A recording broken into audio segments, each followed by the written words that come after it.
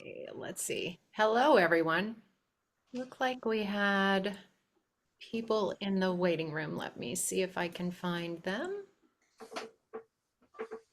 Looks like people are dropping in now. Yep. Awesome. Good afternoon, everybody that's here so far. We'll wait a few more minutes and get as many people that registered in as we can, and then we'll kick some stuff off. I'm going to share my screen just so we have our deck on hand, and then we'll get started in a couple minutes. Awesome. Thank you.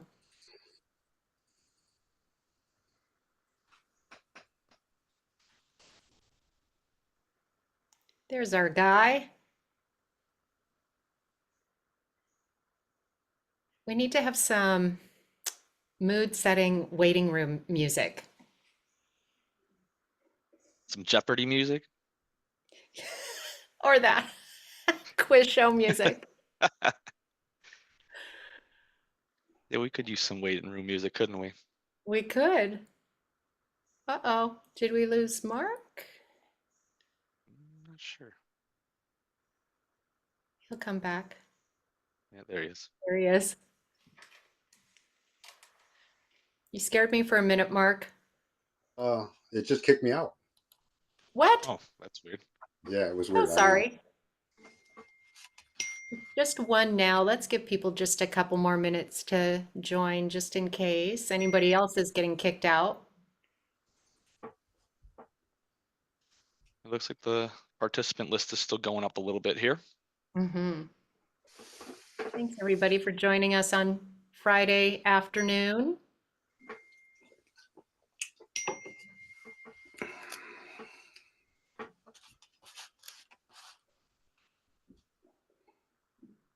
Mark, do you have dedicated photography office or is this your living space? This is a new area in our basement that we're trying to utilize just for this. So it's halfway done. So That's it'll look great. different next time we get together. Cool. Love a good project. I just live in a floor plan all the time. This is our basement where all of our guests stay when they come in from Sweden. Oh, how fun. You have anyone Yes. coming to visit soon? April supposedly, but we haven't heard finalization yet. They're supposed to be coming for Easter. Oh, So yes. Yes. yeah. And then we'll have some more later in the year. Really So fun. yeah, we try to have 2 to 3 sets a year. And then Martina goes back at least once a year, hopefully, sometimes twice a year. I try to get there every year, but it's been a year and a half now since I've been there. Yeah, that's too long. I know, I can't wait. Yeah. Yeah. All right, Tammy, looks like we're a couple minutes past the hour, so you want to kick us off here? We'll get started. 102. Yes, so thank you again, everyone, for coming today. It is our pleasure to have you with us. I am Tammy Dwight. I'm a real estate photographer. I live just south end of Seattle. And I will also introduce Stephen Kartheiser, who is on our sales team. Stephen, you want to say a few words? Yeah, sure. Like Tammy said, my name is Steve. I'm on the partnership team over here at CubiCasa. I work with basically the northern half of the US and Canada, really helping our photographers game plan how they can utilize floor plans to help their business and earn some more income by just utilizing more floor plans across their offerings. Yes. Thank you, Stephen. And so I'm so happy to introduce everyone to our special guest today, Mark Gutierrez from PhD, Grover's Down, Down Downers Grove. Downers Downers Grove. Grove, Illinois. I knew I was going to get it so close. So thank you, Mark, for coming to talk to all of us today. It's a pleasure to have you here. And I mean, we've known each other for a while now, maybe 4 years or so. Well, maybe since I started with CubiCasa around that same time. And first meeting you at PMRE at the conference, and just so struck by your business mindset. I mean, I don't even know how else to say it. The way that you operate your business, um, is stellar and just kind of an example for all of us to aspire to. So it's a pleasure to introduce you to everyone here today. So I'll hand it over to you. Can you tell us a little bit about how you got started in photography, your business, and we'll just kind of kick things off. Thank you, Tammy. I appreciate that those nice words. Yeah, we met at PFRE back then. Hmm. Uh, yeah, it's a few years ago now, several years ago now. Um, I started in photography. Oh, geez, it's been about 20 years ago now, professionally, and started off with school photography, and that was not the best, but it was my foot in the door. And then I quickly, I dabbled with everything else, just like every new photographer: sports, weddings, events, a lot of charity work, a lot of Special Olympics, and all kind of things like that. And I just stumbled across this. Martina, my wife, she saw an ad for it, and it didn't work out for her. So she said, "Hey, you may like this. Do you like shooting architecture?" And I'm like, "Okay." I give it a shot. So, and I just fell in love with it right from the beginning. And it turns out, I've always loved architecture and design, so it was a natural fit. And Hmm. you know, um, a little bit about my background: I work with VHT Studios, which is a little bit different model than probably a vast majority of the people here. Uh, we're known to be the big box store that undercuts everybody and blah blah blah.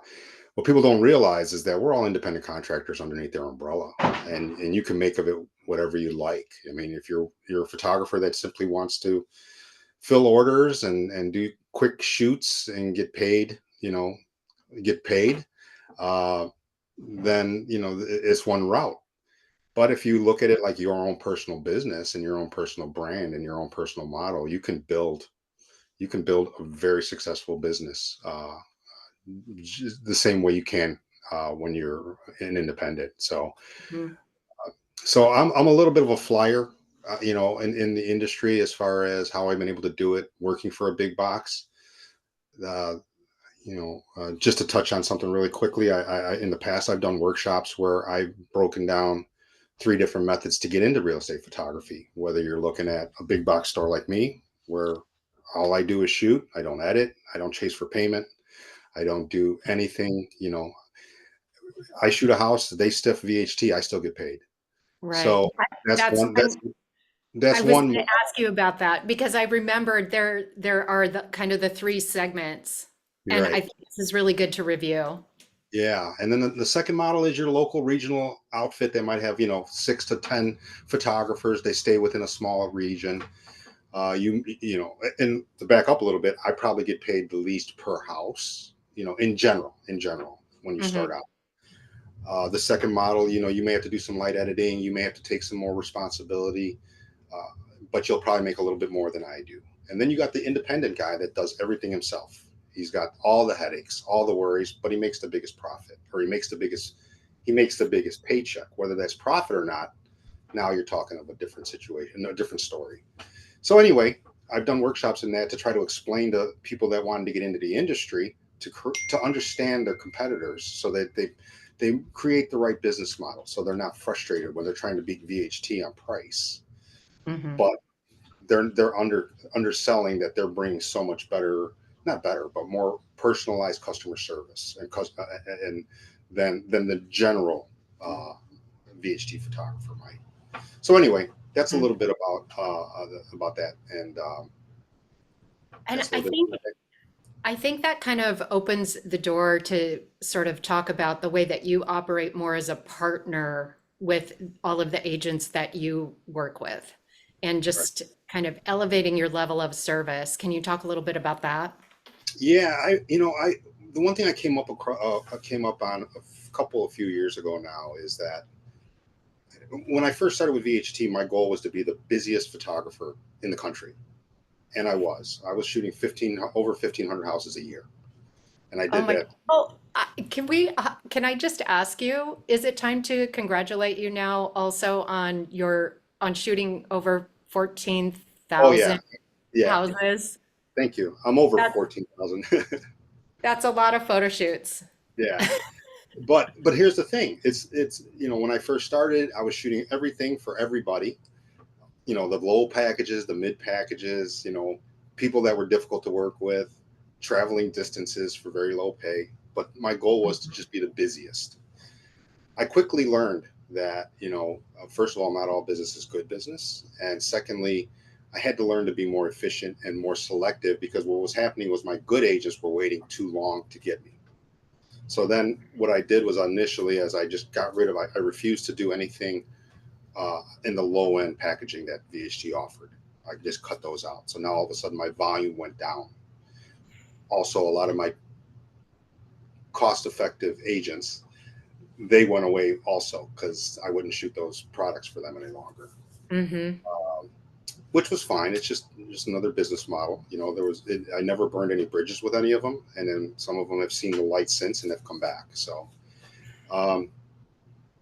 but then I started to see that I really wanted to give more individualized attention to the agents that stayed with me. So it became more of a partnership. And Mm-hmm. what I would say was, occasionally I still get it today. An agent will come to me and say, "Hey, I got this really good listing. I would like to use you." I'll give them one or two tries. We'll try to work together a few times. And if I see that, well, they're only doing quality on their high end, and then all their other listings, they're not doing quality, and they're going with different companies or lower packaging, I just don't work with them because it's an inconsistency in their branding. So I feel that they can work with other Yes. photographers. For me, I try to keep my schedule so that I can always keep building it with quality driven agents, and consistency.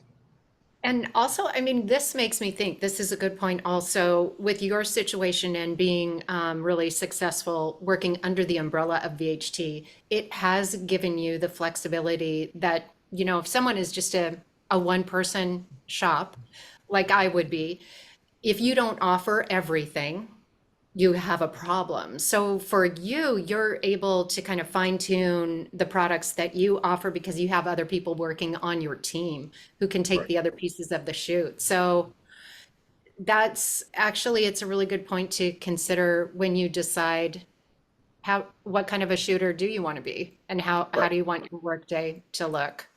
So Yeah. that's a benefit. Yeah. And what I did was, I added services, 3D tours and floor plans, right around COVID, like everybody else, but more so because I followed my agents. When I saw my agents were using me for the photos, but bringing in another company to do the 3D and the floor plans, to me, it would just seem, and enough of them started doing that I felt I'd rather keep my competitors out of the house if I can. And, and, Of course, yeah. and, even though they were very loyal to me, they all still used me for photography, and I also wanted the process to be more streamlined for them. Hmm. So it was a shift. Initially, I don't know if you remember Vince, my boss at VHT, and Hmm. very, very good friend, um, us bashing Matterport on the real estate pages right before COVID. And then 6 months later, we're covering our tails, go back on the social media pages saying, I, well, oh, 3D tours ain't so bad. But no, and I do remember those times, and I was in the same wave too. I was one of those who was not prepared and had to wait to get a 360 camera. They just couldn't ship them fast enough. So I came in on that same learning curve with everybody else. yeah, Um, this brings up another good topic for you though, because I know you are obsessive about your numbers. And yeah, I think this is one of those things that you watched really carefully and that informed your decision to go ahead and yeah. add Like, yeah, stores. you touched on a real good point. Is that I track my data, and I have religiously for this is my 13th year, coming onto my 13th year in April, and I've been tracking it religiously probably 11 to 12 years. So I can go back and tell you how many houses I shot this week 12 years ago. Yeah. It lets me, and I break it down by week, I break it down by month, I break it down by quarter. It allows me to see the trends. It also allows me to see when I got to, when I add something, how does it affect my bottom line? You know, Mhm. it's also a sense of security when things slow down that I don't panic and start to change my process based on this week's numbers or this month's numbers or this quarter's numbers, because at the end of the day, you know, my consistency year to year is pretty, like, I could tell you right now, I'm 6 houses above this time last year. That's So, beautiful. you know, to Good. know that I actually, and again, now knowing what the industry is doing and knowing I really don't go out and market myself, everything I do is word of mouth, um, Mhm. or things like this. And, you know, to know that I'm up even 6 houses, I'm excited because I see what the rest of the market and what the industry is doing right now. So, Yes, yes. So this is great. This makes me think of another question though. So with all of your experience behind you and you're established with your clients who will not leave you no matter what about what is your advice to new photographers who might just be starting their business right now? you know, I think if you're starting right now, unfortunately, it's not the same market it was 13 years ago when I started. So it's really hard. Doesn't mean it's impossible. Um, what I told people even 12 years, 10, 11 years ago is that your first year doing this is, one, you need to understand your competition. You really need to know what you're getting yourself into. If you start to undercut, win business just on price, that's a very short, slippery slope. You know, you're going to go 2 steps forward and 3 steps back when you start to realize that you're not really profiting anything. You might be making money, but you're not profiting, or you're not sleeping, or you don't have that work-life balance. Right. And the other That problem with that is when you step in undercutting everyone else, you might get those clients, but then quickly realize that it's not sustainable. And then you end up having to raise your prices anyway. So right, it's right. not sustainable in the long run. And I Yeah, also we tell had a a lot of, I'm sorry, what was that, no, Steve? I was just gonna say we had a couple questions come in, and I think this kind of aligns with starting off. And one of the questions is, how did you first acquire your clients? Okay, now that's unfortunate. That it's a tough thing with VHT. We had two people that within 6 months of me starting, long-term photographers, both moved out of my area. Mm. So there was a vacuum. So I did get a running start. So that's a tough nut to crack. Um, so I was very fortunate in that. But all that did was give me the opportunity. I had the Yes. opportunity along with, you know, at the time we probably had 50 different photographers in Chicagoland area that worked for VHT. So they had the same opportunities. I happened to land a couple of the really big agents, and then once you do that, it just trickled down from there. So you know, I would always admit I got the running start that I was very fortunate with.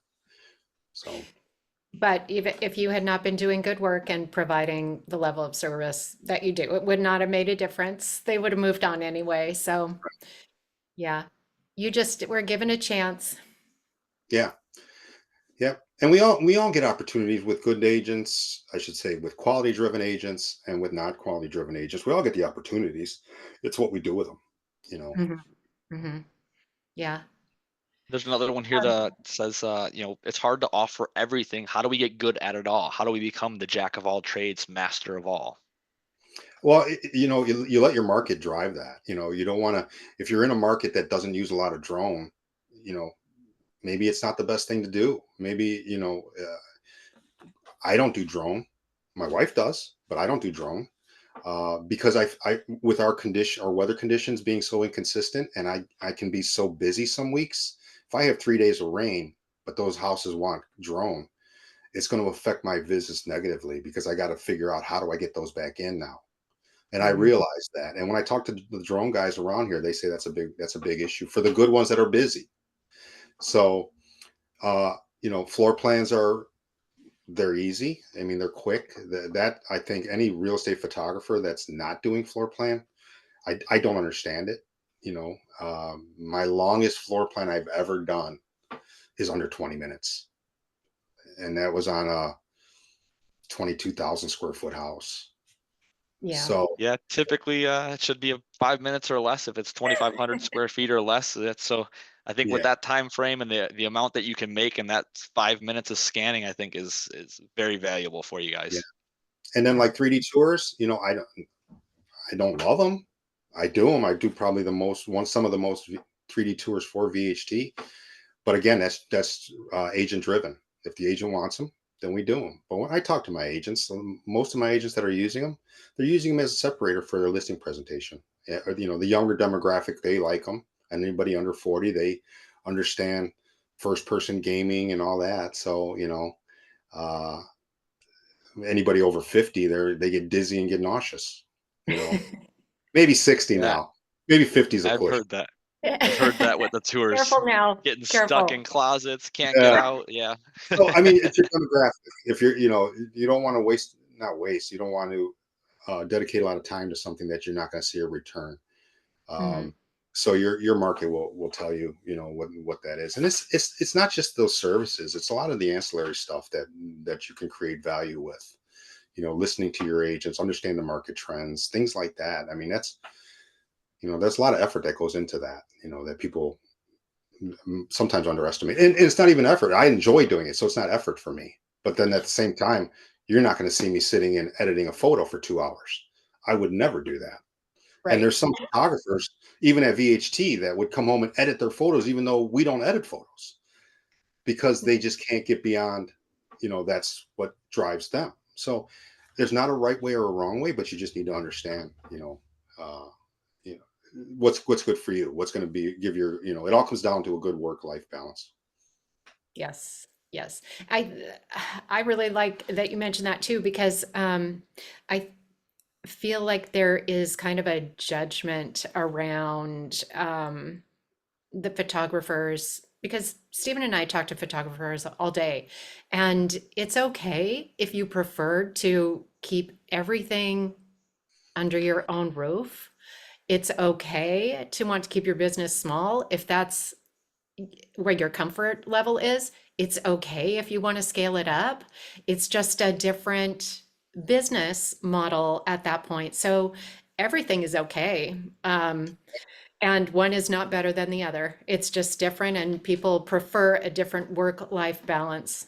Right. So, And that goes back to the workshop that I would give explaining the three methods. I always said these are all three great methods to get into the industry. You just got to pick the right one that you're most comfortable with, because there's not one that's right or wrong. There's successful people in all three lanes. It's mhm. just a matter of finding what it is. Yeah. And I think you kind of learn as you go too. So many people, like I came into this as a photographer, not as a business person. And you learn along the way and pretty quickly that it really is a service business. You Mhm. have to provide good work, but it really is a service business. So you can have the most beautiful pictures, but if the agent can't get a hold of you, or it's not easy, you're not easy to work with, in their opinion, um, it's going to affect how successful you are. So it's a Yeah. service business from the get-go, for sure. And it's no exaggeration. I mean, I know I'm a good photographer, but there's a ton of good photographers. And I would say my value I'm bringing a lot of my agents, about 40, 45% of it's the pictures. They may think it's 100%, but I know it's all the other stuff that I do, Hmm. that And I Yep. really, think that aligns your answer basically answered this question. So when those quality agents that seem to have moved on, how do we recover them? I think you kind of nailed it on the head. Just that good customer service, maybe reaching back out, trying to get them to just try you out in another shoot. Any ideas, Mark, on how to get a someone that maybe have moved on back? you know what? I, I always say that I'm going to lose of my top 20 agents, I'm going to lose one or two a year. And and they're people that I've grown and we've grown together, but it's human nature. You start to think that you're bigger than the process. Oh, I don't have to wait that extra day for Mark. This other guy will do it, or this, whatever the reason is. And I've lost one of the biggest agents, and it was mutual. One of the biggest agents in the country, actually, out of Chicagoland. And I actually I was okay with it. I was okay. And they ended up coming back. We ended up, uh, but I didn't chase them and I didn't lose any sleep over it because you know what? I lost that one, but I ended up gaining like 5 other smaller ones that I could grow with. So I do a lot to cultivate the relationships, maintaining the ones I have, but always cultivating new ones. Um, it's hard to win over, the top producers um, from the start. It's much easier to cultivate relations with the next top producer, you know, Yes. from the ground up. Because for me, a lot of those agents that I helped educate into the value of quality photography and quality presentation and marketing and branding, they're the ones that are most loyal to me. The top agent, they feel, well, I was successful before I met you. I'll be successful after I'm not working with you. Hmm. Yeah. Understanding that this is really creating their marketing materials, their branding. Um, that's a powerful message. And just as we grow and understand more about the industry and what we're creating, I think they do too. When I go into offices and I talk to people that, don't know me or one or two agents may work with me, the first thing I say is, listen, if you're just looking for a photographer to shoot your 1, 2 nice listings, I'm probably not your guy. I'm a visual branding partner. That's how I look at myself, and if that aligns with what you're looking for, I don't care if you're selling $120,000 condos on the south side of Chicago. If you're going to treat it like, the people that are investing in quality at the high end, then you're going to be treated the same exact way. Mhm. If you're going to be consistent, if you're looking at all of a sudden next year you want to be selling $210,000 condos, and then 2 years from now you want to be selling $325,000 condos, let's have at it. Yep. Yep.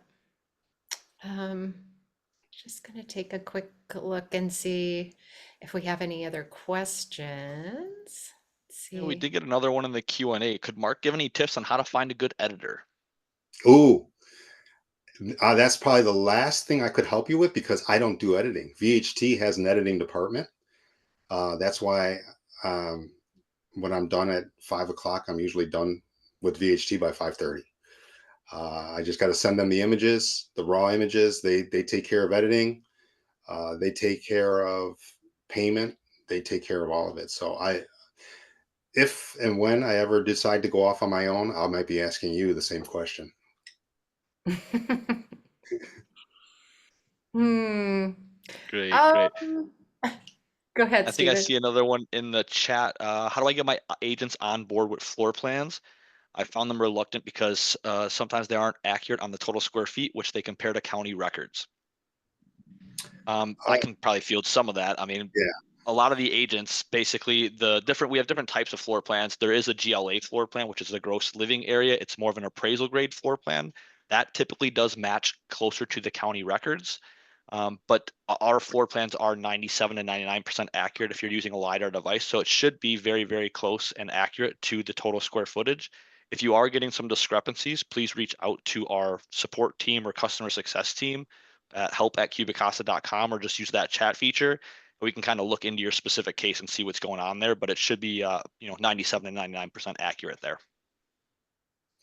The one thing I will say is that uh, I have a very good working relationship with my agents. If they don't want to do them, we don't do them. If they want to do them, we do them. But more times than not, if we get into a house where they don't want to shoot the garage, I mean, we don't shoot garages, but they don't want to show the basement because it's full of stuff, or they don't want to show this bedroom because it's their college kid didn't clean it, they're home for the weekend or whatever.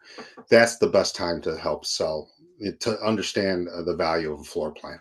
That it's going to show them the space, it's going to give them the layout that you're not going to be able to do with photos. Yeah, to give them the good spatial awareness of the property. It's going to give them the room relation to room relation, even if the total square footage, like even if you don't use that, it still gives them the benefit of knowing how the rooms are related to the other rooms, layouts of bathrooms, layouts of kitchens. All that stuff is very valuable when a buyer is looking to purchase a property. So that's exactly how you can sell that to the agent. Yeah, yeah. And my agents, with long-term agents, they trust me. If I tell them that, they go, "Yeah, that's a good idea. Let's just do it." We got a question here about some luxury. So how do we get our foot in the door with a luxury listing agent that seemed to be loyal to another photographer? So basically, how do you get your foot in the door with somebody that's already using somebody else? That's a tough one. Again, I really don't have a good answer for that, because I really don't go after. Let me back up. In the area that I shoot most of my houses, it's probably 6 suburbs, around one another. It's pretty. I would say 60 to 70% of my business is in that market, which is a pretty affluent area. I know some of the other top producing photographers, so we go out to breakfast. We talk business. We know who's shooting with who, and we try not to do that. So I don't have a really good answer. Quite honestly, your reputation is your best way to get it. You know, uh, if you, my suggestion, if you want, it, like in the next couple of slides, you're going to see some of the stuff I've shot. Create your own brochure with high end listings. If you've got to, borrow somebody's house, even if it's not a listing, borrow somebody's house. Uh, get in there and create your own brochure that shows you can do it, and then wow them that way. That would be my best word of advice. Awesome. And then do you work towards cultivating the whole office after you've landed a couple top agents, in that brokerage, or do you just stick with the top agents there? Or do you try to get everyone under that umbrella? Because I'm with VHT, I'm not necessarily like working independently, going in and talking to a brokerage where the independents might have to do that. I let my work speak for itself. When I do a lot of office visits because I have agents in almost every office. So in between shoots, I'll grab a cup of coffee, I'll step in, see who's in. Especially when I first started, I would go in and ask for the brochures of the homes that I shot, just to have for my own reference. But anytime that you go in and you start to show attention to them, they'll introduce you to the other agents. They're kind of like, oh my god, I can't believe my photographer's here, and then he'll introduce you to somebody else. And then if they like your work, they're like, oh, I gotta, maybe I'll use you on my next one. That's I did the same thing with the open houses. My wife and I will stop in at open houses just to say hi, and just to see what kind of response they're having. But it's Yep, being quality vested in. work. I'm sorry. Yeah. No, I'll just say quality work and good networking and showing some face and being easy to work with, I think goes a long way.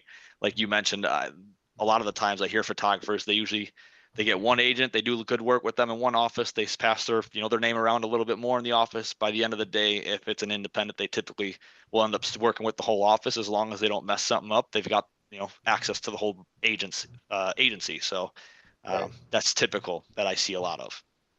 Yeah. Yeah. Mhm. Yeah. Yeah.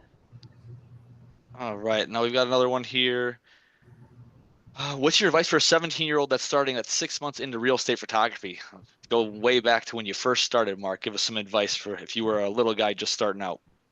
What I tell everybody, anybody, especially in this market, that listings are really tough right now to get. If I'm struggling to get listings and I'm established, what's the new guy going to do? But what I tell people is you want to hone your skill, and a good way to do it and still make some money is go to every strip mall has business. Go into those businesses and just offer to you need new photos. Look at their websites if they're really bad. You need some photos for your flooring company, for your window company, for your kitchen company, for your restaurant, for this and for that. Go in there and just charge a flat rate. Say, I'll come in and I'll shoot for $150. I mean, I shouldn't talk money because we're all over the country. That could be a lot of money. That could be no money. Go in there and show a flat rate, and then per image, charge them per image. You're not going to get rich, but you're going to build a portfolio, and you're going to maybe build contacts. If you do a really nice job for somebody, everybody knows a realtor. So, it may spawn other businesses, or you may find another avenue, or you may find this guy, that's putting in kitchens, does 100 kitchens a year, and he may want to have pictures of every one of his projects. So that's a good way to start, because you're not necessarily tied into it has to be real estate, it has to be a listing, it has to be with this company. But it's a good way to get practice and to learn how to shoot different things, so that when you get into the big luxury houses, it's second nature. Mhm. Awesome. So we have a copyright question here. Do you register your images with the Copyright Office, and would it be worth it, especially if you're shooting short-term rentals? I work for a company that handles all that. They have the contracts with the agents. They have the copyright information. I can use the images for my own marketing, but VHT owns the rights. That makes sense. I think we've got pretty much most of the questions answered. Tammy, do you see anything else that I may have missed during the chat or anything here? Nope, nope. I think we are all caught up. So sorry, anyone, Awesome. if we missed you, we will try to come back around. But I like this as the questions come up. This is great. Yeah. Yeah. We look at some of Mark's. I think we use the photos from your PDF. That's Oh, maybe okay. your broker presentation. So maybe we could talk about that a little bit just to. Yeah. This is something I put together for my agents. Um, it's a small brochure, and it explains how I shoot, and basically it says uh, every agent that comes in is going to tell you they use professional photography, but do they know who the professional photographer is? And then they show a presentation of my work in the past, and it's me specifically. So it's a really nice selling point for them, but it almost locks them into them using me if they're going to use this brochure. But it explains, because I have one I've learned early on is shooting was when I'm teaching and mentoring new photographers. If you remember three things, always shoot the amenities, always shoot the flow from one space to the next, and always have good solid compositions, you're halfway there. I don't care if it's your first 6 months, you're halfway there. Now you can work on personality. Now you can work on fine tuning your art, understanding the agents, understanding the nuance of the agents, all these things. But that's what the brochure explains to the homeowner too. So it explains how their photo shoot's going to look. And so it was a handout that I actually made on my own. Even though I work for VHT, I did this on my own, and it was well received by my agents. It just gave them something to help, to create separation. I mean, a lot of what we're going to be, what drives me is we've got to create separation for ourselves as photographers, but we got to help our agents create separation between them and the rest of the agents. And as the market gets tighter and tighter, that creating separation becomes imperative. Mhm. Yep. We can Awesome. probably go to the next slide. Yes. Oh, connections. Yep. Beautiful photos, Mark. Thank you. Thank you. Again, I'm very lucky because I get to shoot this type of stuff pretty regularly. My agents they're very considerate. They stage a lot of the houses I shoot. And if they're not staging, they're running around 3 hours before I get there, getting it ready. Uh, I'm very lucky. It wasn't that way my first year. It wasn't that way my first 2, 3 years. But I always tell people, new people, you're going to have to deal with that. You've got to learn that first year of real estate photography is your last year of school. Mm-hmm. It's you got to learn. The agents you're going to be getting are agents that either I no longer will work with, or a lot of the other top producing photographers won't work with them any longer because they're either unreasonable, or they don't want to invest, or they're not consistent with who they want to work with. And and it's just a learning process. You got to go through that. I did. Everybody does. So Mm-hmm. Yep. don't Just get kind of. You discouraged. gotta, Don't get discouraged. Now, if you're still doing that in 3 years, you may want to reevaluate, your process. yeah. Looks like we had a question actually specific to these photos we have up here. What do you think about straight on shots, as I see here, versus angular shots? Sorry.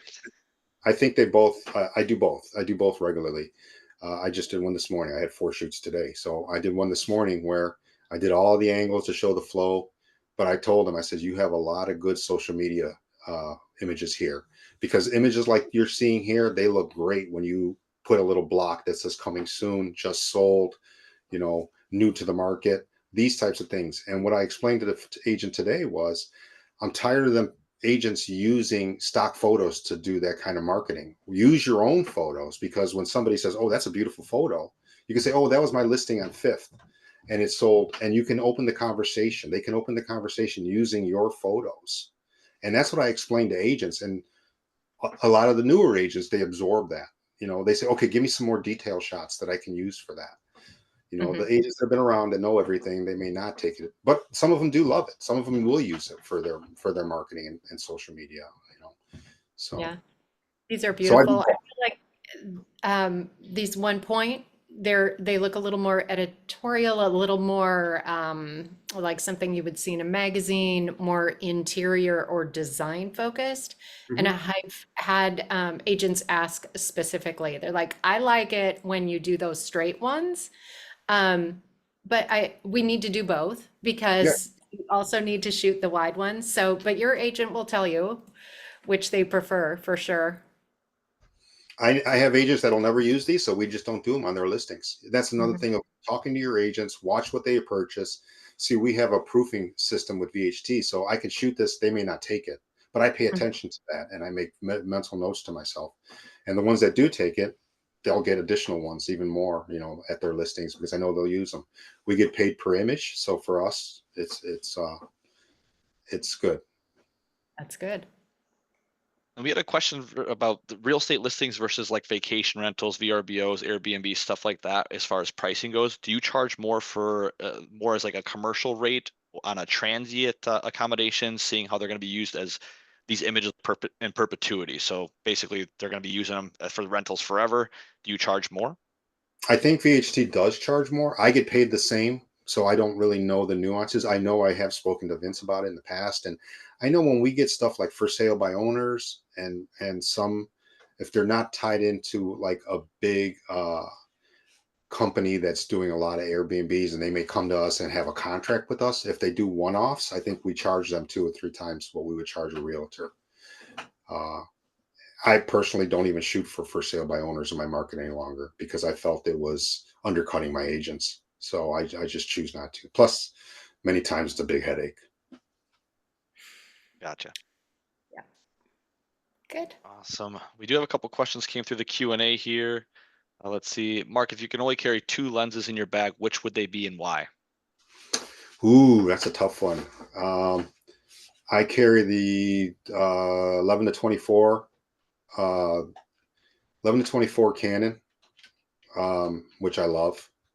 Um, that would be definitely the one. But if I'm just starting out, probably the Canon 16 to 35 f4. That's a good, you know, I started off on a crop sensor 7D 11 to 16 uh, for like 2 years until I started to make enough money to buy upgraded equipment. But and my second one, I'm a big fan of tilt shift lenses. So if I had to pick just two, it would be the 11 to 24 and a 24 millimeter tilt shift. Again, I tell you that if you're making the revenue to justify those. I'm not going to tell you to go out and invest tons of money if you're not making revenue yet. But those are the two that I like a lot. Solid. Awesome. Mm. Let's see, and then this is kind of similar with real estate marketing or markets that are oversaturated. How do you recommend gaining traction as a new real estate photographer in a market that's got a lot of photographers and other real estate photographers in that area? Ah, again, Sounds like we have some newer photographers that are trying to break into some neighborhoods that might have some heavy competition.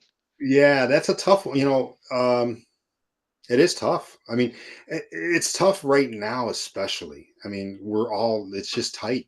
The industry is tight right now. So I wouldn't put all my eggs in one basket with real estate photography right now. I would go out and do like I said, and actually businesses like that's a really good avenue because you can actually still even sell them floor plans too. If you go into and shoot a restaurant or things like that, they can use them uh, for their own marketing, and their own layouts, things like that. So I would say what I suppose I said earlier is to go through and try to build your portfolio. Again, really nice, flashy handouts might help. Office visits, try to land, one or two big clients if you can, and then just build it from there. I don't really. It's tough right now because, like I said, the market's so tough, so tight, Hmm. and everybody's that quick race to the bottom.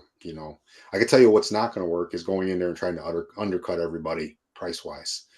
that's a short, like we said, that's a short-term fix. I ran into a guy here locally, probably lives within miles from me. He was one of my competitors, and we met him at a meetup, and he was complaining because he has 12 shoots a week, and he's up all night editing, and he's doing this and he's doing that.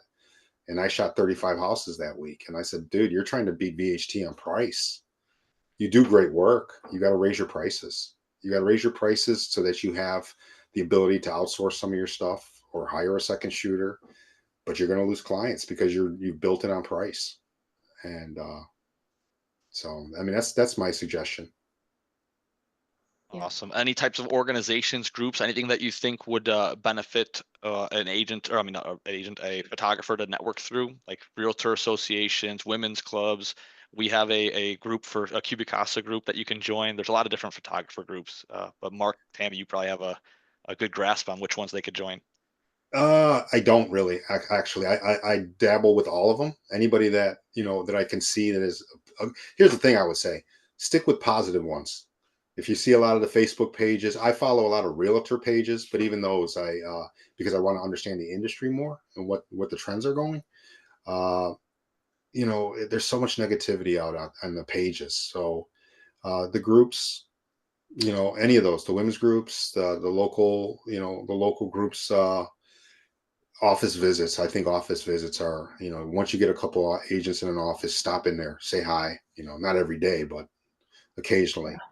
You'll learn a lot, and it'll get to the point in the beginning where you're asking them a lot of questions. And right now, where I'm at, 13 years in, they ask me a lot of questions. They Hmm. want to know what I'm seeing. They want to know because they know I work in different markets and different demographics, and with all these different agents, they want to know what trends I'm seeing, and they really use it. They really use what I say. Yeah, being a Yeah. thought leader in the market. Yeah. Yeah. I would suggest in addition to the office visits, I mean, that's great to know who's in your neighborhood. They if they get to know you, hopefully they want to work with you, but the realtor association groups, Women's Council of Realtors, there are all kinds of local associations with tons of networking possibilities. So you could just go, you could sponsor something. It just kind of depends how much you want to get involved with those.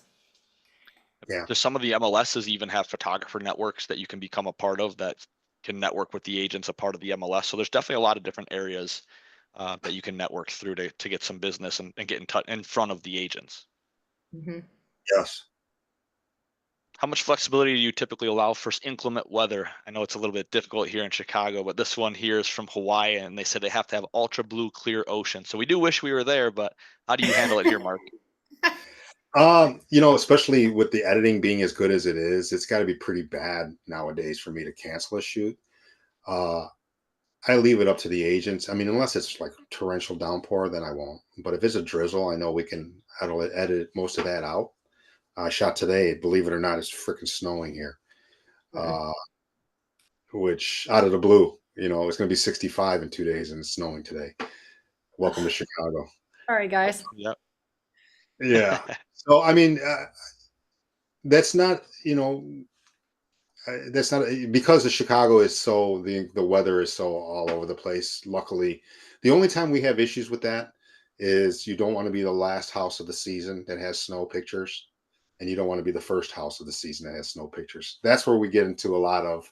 We want to reschedule because we don't want any snow on the roof, in April. Yeah. Makes sense. That's more of the bigger. That's more of the weather conditions that I deal with personally. And Deborah said, is in regards to, I'm guessing, how to get some more agents. What about offering a discounted or free add-on, like a floor plan, of course? And that would be a great idea. Actually, a lot of photographers do run promotions like that. That's one of the things that we actually go over with them, to run some sort of promotion to get them utilizing floor plans more. Once they see them a little bit, you give them a free one.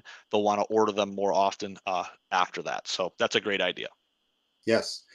I'm not a huge fan on discounts and free stuff. That's just me personally. That's VHT's job if they want to do that kind of stuff. I'm big. I think long term is bring more value. Mhm. A couple things I did when I first started with VHT is that they told me don't work weekends. The minute you start working weekends, agents are going to expect it, and photographers are going to hate you. as soon as I started working weekends, and all of a sudden it became a different value. Uh, it's not so much about, to me, it's not because short term discounts are just that, they're short term. The minute somebody else offers a discount or something free, that's where they're going to go. But if you bring value, that's long term. Working weekends, the way I dress, that's another goofy thing, but it just so happens to be, something that I noticed made a difference. Just bring different values. It doesn't change the photography at all. But like I said earlier, photography is about 40%. The rest of it's, how personable you are, what other values you're bringing. And you got to figure that because it has to be genuine. So you have to figure it out for yourself what that is. So. That makes sense. Yeah. It looks like we're all caught up in questions, so I'll go ahead and pop up the next few slides here. Do you want us to talk about any of these photos here? Or should I continue on? What is this? This is probably just the back page or more compositions.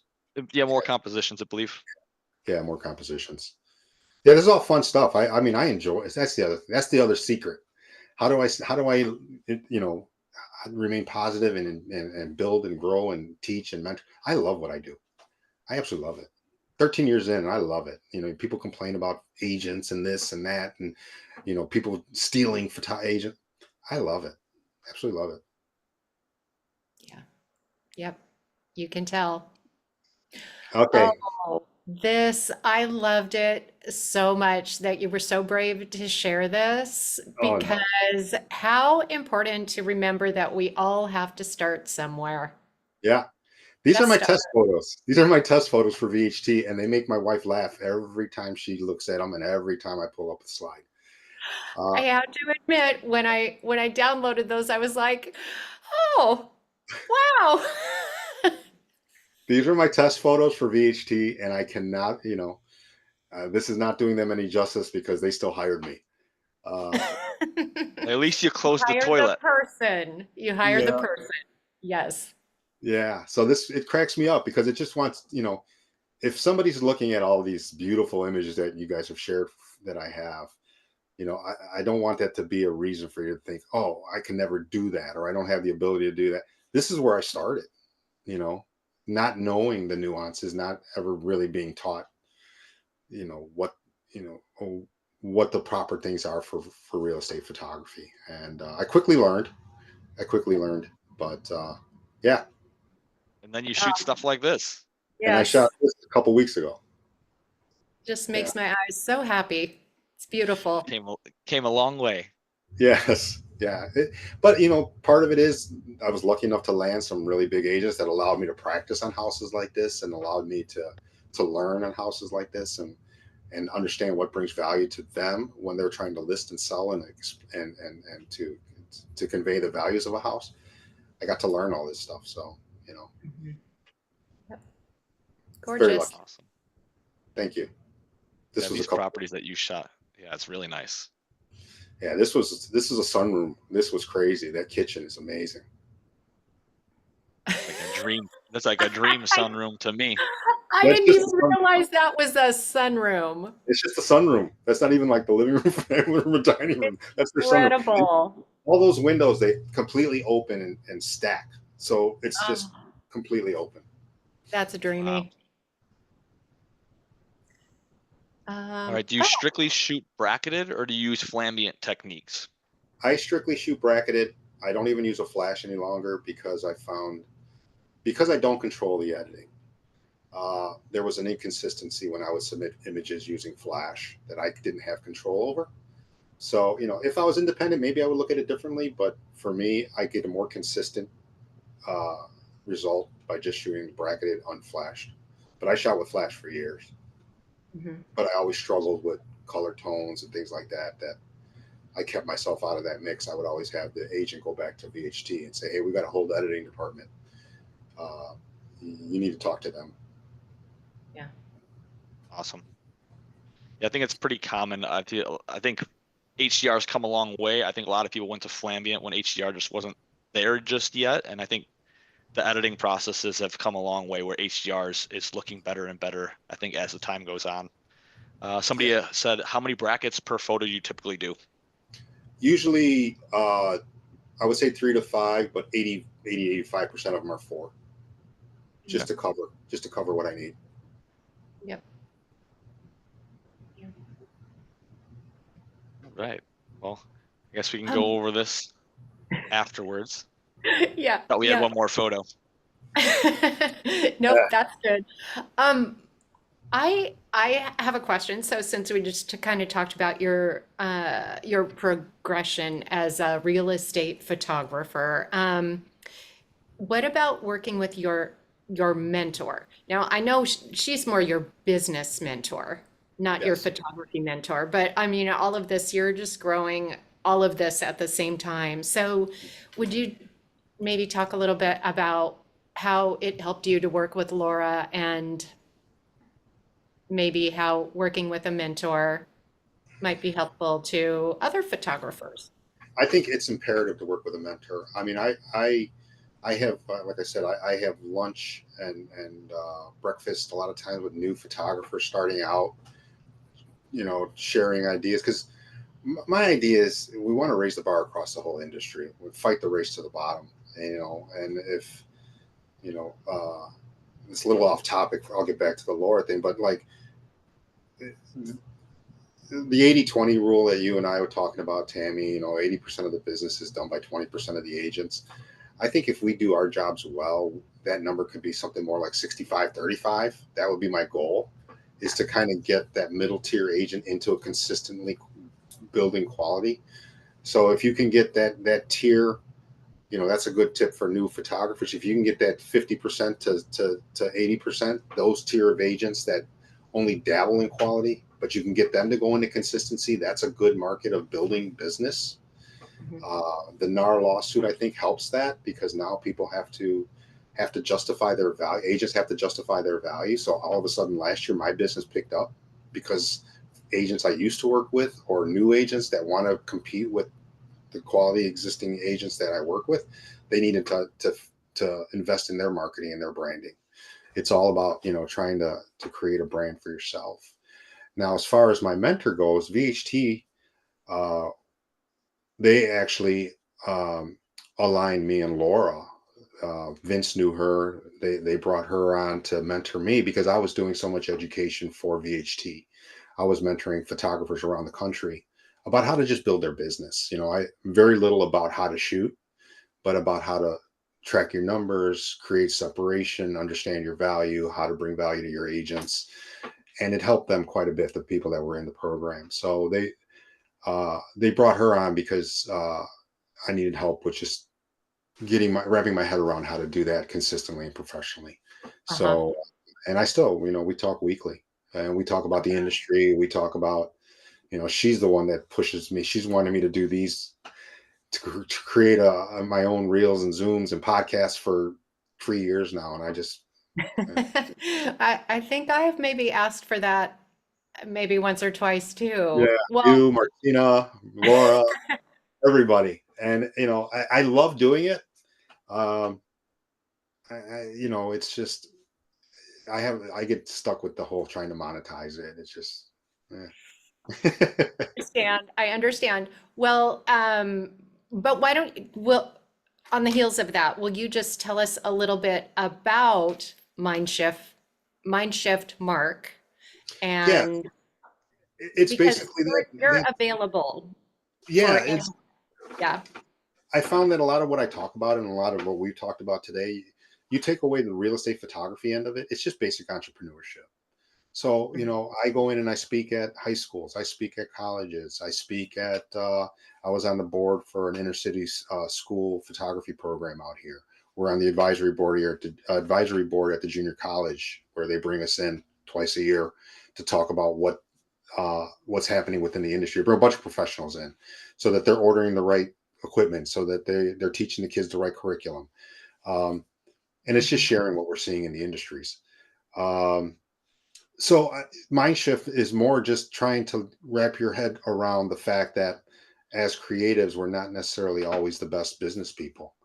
And so it's just trying to get away from that mindset of, I don't want to be a salesperson, And when I educate my photographers, I always tell them I don't want to be a salesperson either. I've tried sales twice in my life and failed miserably.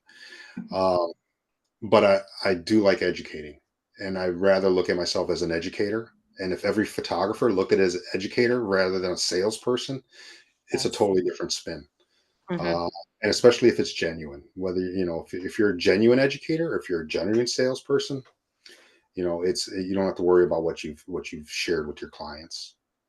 Yeah, Yeah. you come in as a consultant and as a partner to them to help build their brand. That goes a lot farther than you coming in and saying, you know, buy this from me, do this, instead of being like, hey, let's work together to figure out a way to make this really good for your brand. Yeah. To be quite honest, with VHT, we have three different packages. I only shoot the middle package. I've downgraded people almost as much as I've upgraded people. Downgraded what packaging they ordered if they didn't need it. If Hmm. they needed it, great. But if they didn't really need it, and that's how you build trust. And Yeah, it goes a long way. that's the opposite of being a true just I'll sell anything to anybody. It's more, you really want to educate them so that they come back to you. They trust you. Um, but a lot of that, a lot of the business stuff I've learned, and how to articulate it and how to bring value, how to be consistent, how to put together a seminar and a workshop. A lot of that was help with Laura. Laura helped me a lot with that. Yeah. So, if anyone wants to work with you, um, I guess, how would they be able to find you? Just look me up on Facebook or Instagram. Facebook, especially, just send me a message, direct message. I think my page is pretty open. I think, Okay. uh, you Or, know, everyone, how to find me. So, yep, if I can help, just let me know. And then yep. I want to be respectful of everyone's time, but I just wonder if you have any kind of last thoughts that you'd like to share about, The you one know. last thing I want everybody to remember, that our industries parallel one another. Us as photographers and those as realtors. Every like, especially like under the umbrella of VHT, there's photographers that want to go out there and just fill orders, and there's agents that just want to fill orders. There's agents that want to make long-term relationships with their clients. There's same thing with photographers. There's photographers that don't care and they don't want to invest in their equipment and their brand, and there's the same thing with agents. I One of the workshops I did was like 20 parallels between the two industries. um, just keep that in mind, that all agents are not cheap, all photographers are not amazing. So that Yeah, just opens the door that if you bring value and consistency, there's always going to be an avenue for you to build your business. It's just like an agent. agree. Perfect. Thank you, Awesome. Mark. You're welcome. All right. Well, shall we reveal the big surprise? So just thank you again. Mark, okay, I can't thank you enough for taking the time to come on with us. Really appreciate it. Thank you. And for all of you who came, thank you as well. Right after the webinar in the next couple of days, we will give you all a gift of 3 free plus orders. Um, they'll just be active in your account within a couple days. Stephen, do you want to give a quick rundown on everything cool that's included in the plus? Yeah, sure. So you get the plus floor plan. That's the $15 floor plan. It's going to come with your fixed furniture, total area calculations. You got custom styling. This one here on the screen you're seeing is our earth tones floor plan. It also shows the kitchen layouts, bathroom layouts, all that stuff. So anything built into the property. It does come with our CubiCasa Tour, which is our new product, our interactive floor plan. So essentially, you just submit your professionally edited photos into the system. We'll map them to the floor plan within minutes, and send you back a link that can be shared with your agents. It can be uploaded into the MLS in the virtual tour field, syndicate across all their different websites, like Realtor.com, Homes.com, things like that. It'll also give you a embeddable code link where you can actually put that into a property website, and that interactive floor plan experience will be right on the property website as well. And then the last thing on the right here does come with our home report, which is a detailed breakdown of the property. The cool thing about the home report is it's something that the agents absolutely love, and it's a really good upsell for you guys because they actually have to enter all the room dimensions into the MLS one by one. And this report has them all listed right in a row, so they can easily copy and paste that right into the MLS, saving them valuable time during that listing process. Again, you're going to get 3 of these for free, so it's basically a $45 value. So definitely take advantage of those. and see what they look like for your clients. Yeah. All right, Awesome. everybody. And thank you everyone for coming. Mark, you got a lot of people in here praising you and thanking you for your wisdom in the Yes. chats and things like that. So we really appreciate you for coming out. You shared a lot of good stuff. Thank you. And my wife thanks you because she's tired of hearing me babble about this stuff every day. She does the same thing I do, and she just rolls her eyes now. So she thanks you also for listening to me. Oh, hilarious. All right. All right. Anytime. We're happy to listen anytime. Well, All thank right. you. Awesome. Well, everyone have a great rest of your day and a wonderful weekend. And again, if you have any questions about CubiCasa or for Mark, you can reach out to either one of us anytime. Thanks, Yes. everyone. Bye. Bye. That was good. Oh, Tammy bailed. Yeah, it looks like she bailed.